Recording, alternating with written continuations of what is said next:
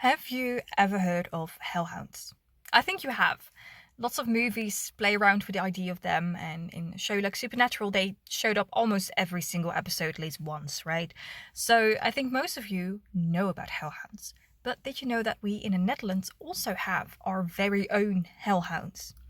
In the north of the Netherlands, there is a city called Delfzijl, and it's a dock city, so lots of ships would come and go. And to protect the city from the rising waters, people built dikes around them, so they were safe from the rising tides and everything. But those dikes had a kind of an issue, because whenever you would go out to walk there at night, there was a chance that you had the feeling of being followed. Bright red eyes would show up, and if you weren't careful, you might actually be haunted by a creature.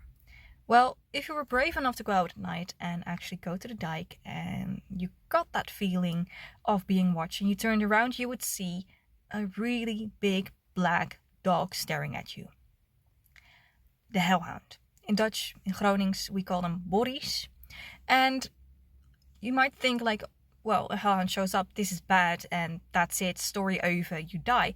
That's not really the case in this instance, because these hellhounds really focus on the fact whether or not you are good or bad.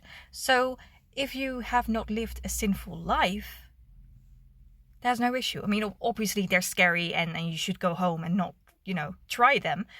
But you're not really at risk. Unless, of course, you have committed certain sins, because then you're kind of free game. But anyways, as long as you haven't done anything too bad, I wouldn't worry about those hellhounds.